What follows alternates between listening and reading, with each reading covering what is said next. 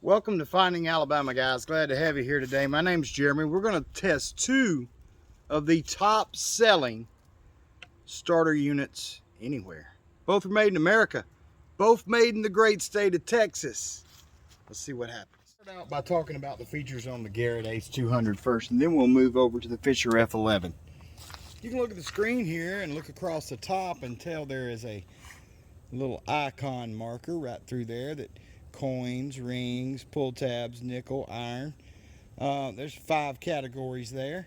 There's also 3 modes: zero disc, jewelry, and coins. You have a mode button that bounces you between your modes right there. Sensitivity up and down right there, and your power on and off button. There are 3 levels of depth that are on the screen showing you the guess depth of the target according to coin size: 2 inches, 4 inches, and 6 plus. There are 4 levels of sensitivity. So that's what's going on with the screen here. They did do something on this machine I did like, and that is the numerical target ID. And we will take a look at how Fisher did that a little differently to suit the international and American buyer. We'll just take a look at how they did that. But let's move over to the next machine and take a look at it. All right, guys, if we take a look at the Fisher, we will notice that they do have a target ID scan up here, but instead of 5 segments, you have 1, 2, 3, 4, 5, 6, 7, 8, 9 segments of ID up there. And what happens as you're hunting along, you'll see them light up. That's a 7. 7, 8 is going to be a quarter. Sometimes they'll come up in the upper 70s. Sometimes they'll come up in the 80s. So 7 or 8 on a quarter is what you'd expect. Same way with a dime, it's going to be a little lower. It's going to run at 6. Zinc pennies are going to come in down here. But if you live in another country, all these things can mean anything according to how your change is made. So this works out for everybody in a lot of ways. There's also 3 modes. There's jewelry, coin, and artifact mode. There is a running depth indicator in the center of the screen, and it has 7 levels of depth. Not just 3. You end up with more of those there as well. So you're looking at about 25 hours on this machine with a single 9-volt battery. The Ace 200 is 4 AA batteries for anywhere from 20 to 40 hours is what they show in the handbook.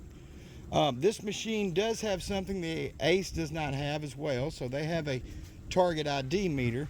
There's a pinpoint on this machine that is not found on the Ace. Another couple of key things I'd like to talk about both machines is the amount of notch available. With this machine, you have a mode button which automatically takes the notch out, and then when you're running in zero disc, everything is open. So pretty much you got to change modes to notch out. F11, if you'll notice, we're in jewelry mode right now, and these up and down buttons over here that are connected to menu, you can go down to notch in any one of your modes, and just by holding and pressing down the notch feature button, you'll have a light begin to blink, and you can bring your iron back in if you want to. You know, it'll last about 3 seconds and it'll pop in. So you can change it in any one of your modes. Of course, they're already pre-notched for you, but you can add in anything you want to add in. Artifact mode as well. So that's kind of a big plus too. All right, guys, I got a test set up here. These coins are just inside coil width apart. So we're gonna run this over there and see what kind of sounds we come up with. I am in zero disc.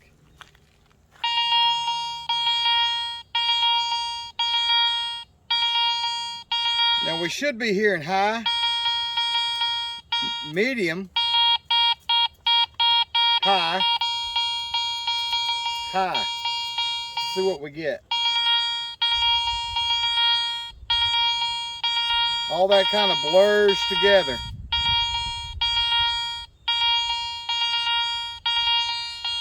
All right, let's try the F11, see what we'll come up with.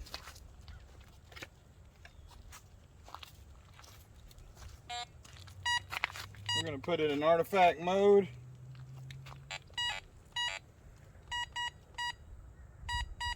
All right, let's give her a go and see what we get.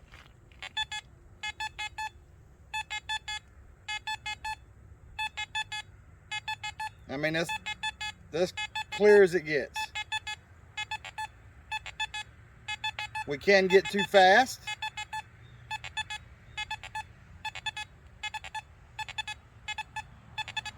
Still doesn't blur even fast like it did on the Ace 200.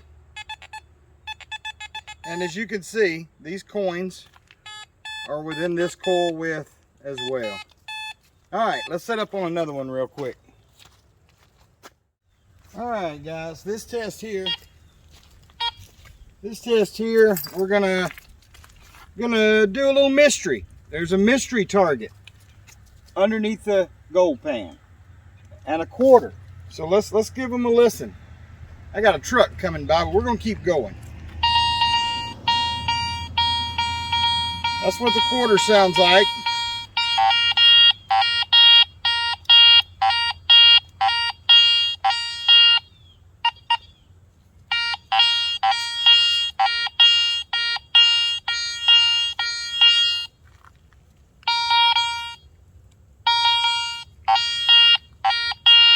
A little iron grunt to that target. All right, we're not going to look at it yet. We're going to listen to it with the F11. Fire it up. Artifact mode. Here we go. Here's the quarter. Mystery target.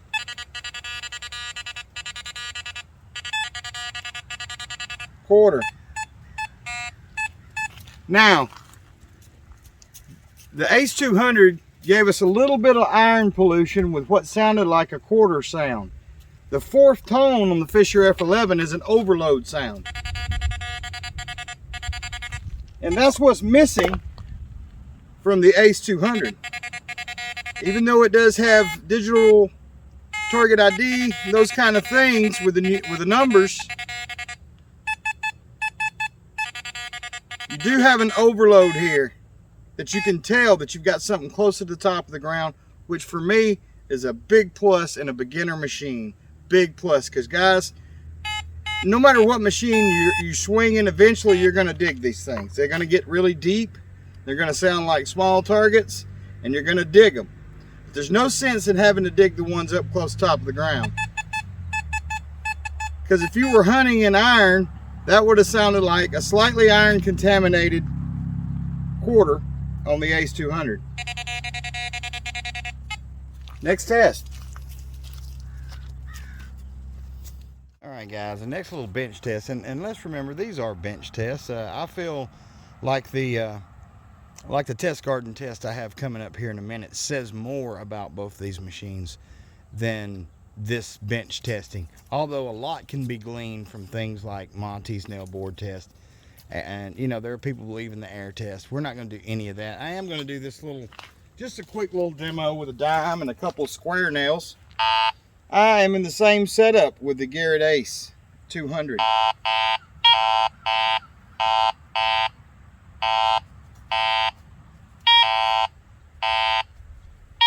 Getting a piece right here on the edge of the coil if I slow down enough.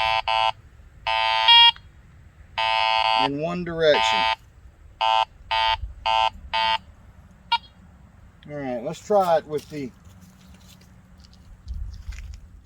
Alright guys, same test. I'm in artifact mode with the F11. Let's give it a listen.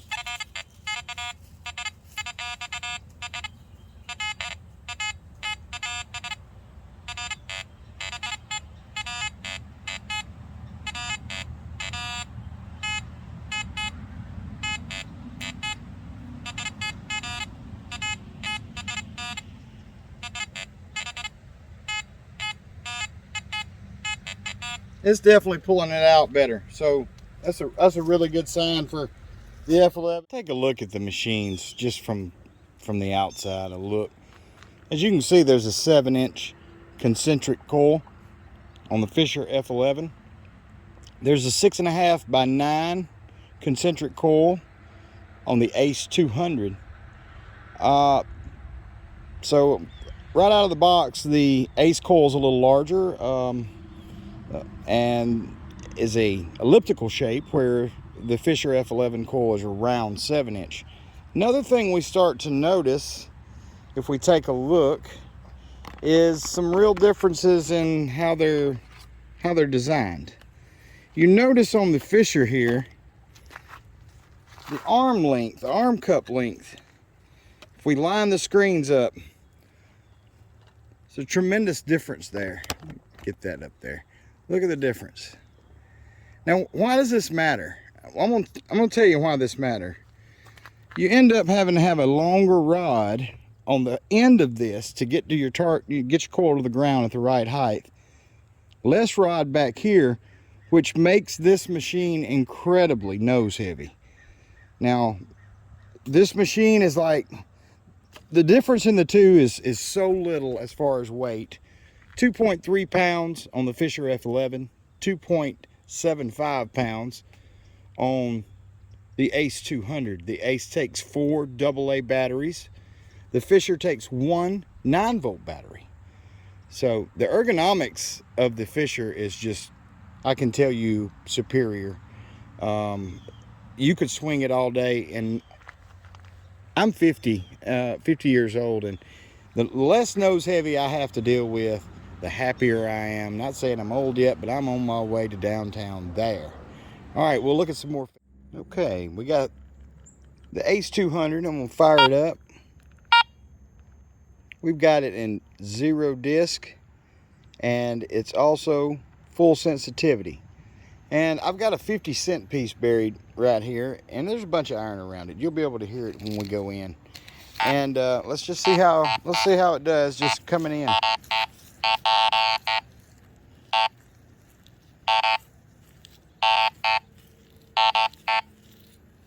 What if I slow down?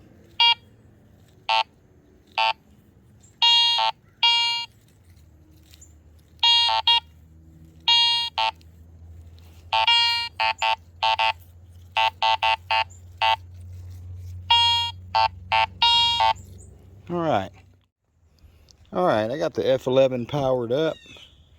I'm gonna put it down in artifact mode. Gonna check my volume, crank it up, my sensitivity, it's up, and we're gonna hit that same 50-cent piece right here. Get them leaves out of the way. It's right there. Let's come into that. You can hear the iron showing up on this machine too.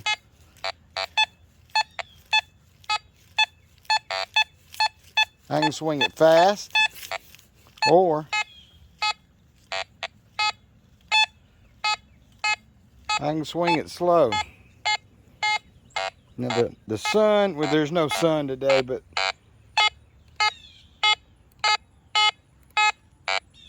it's IDing that a bit low, but it's hitting it every time. There's getting a good ID.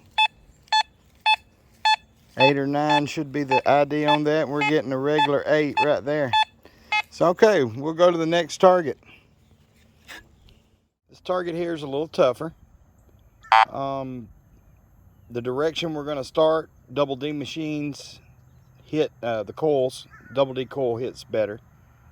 And then the direction that these machines will attempt to pick that up, these concentric coils hit better. So, but you'll hear the nightmare that we're going to be in right here in a second. Here we go. Let's just wade in.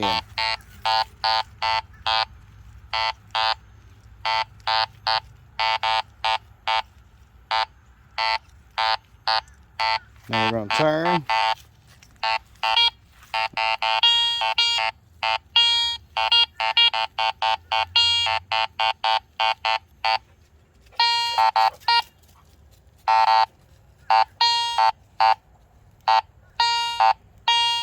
So it is hitting it. Let's just wait on in. Oh yeah, I need to go into artifact mode so we can hear the iron.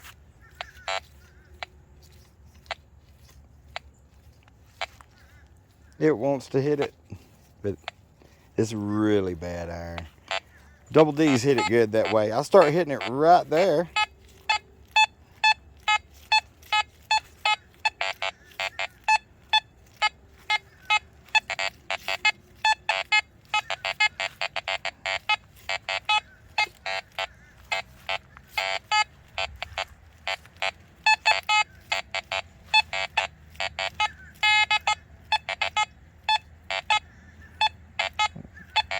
That's a pass. It just shows you both of them. That's about a 7-inch coin in iron right there. So let's look at that target. Target right here we're going to hit is, it's a tough target for a lot of machines. Now, this direction right here, most machines hit. But I got iron. This machine faults in full sensitivity. So to give it a fair chance, we're gonna, as you can hear, it starts faulting in this iron. It's not doing it right now. Yeah, there it goes. All that's iron. We'll leave it on high and try it. Let's try it. It's faulting on that piece of iron now. It's just not gonna hit that. But you know, there's $1,000 machines that won't hit it in that direction. All right, we'll give it that. We'll give it half on that, and let's take a look at the next machine. We'll see if the F11, same settings, artifact, full sensitivity, full volume, same target, same direction to start with. All machines usually pass this.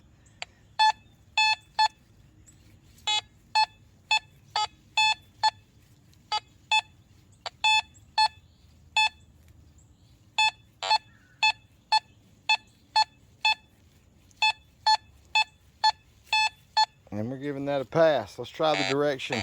Now listen, I've got you know, $800 machines or more on the wall that won't pass this direction. So let's see what we get here. It is a smaller coil, 7-inch coil, so that's going to be to its benefit, but it is the stock coil that comes with it. So we're seeing two things. It's deep, but let's see how it works between two large chunks of iron.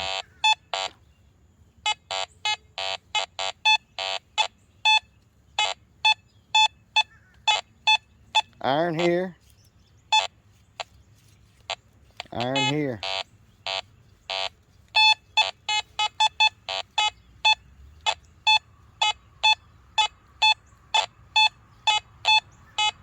$8.5-inch coin there. That's a pass. All right, guys, thanks for joining me today, taking a look at two top sellers. And for your money, both these machines are built well. One just simply performs better than the other. There's no tricks or gimmicks in my test garden. There's no tricks or gimmicks ever in my video. I want what's best for the viewer. And this comparison, I'll leave it up to you. Have a good one, guys. See you next time.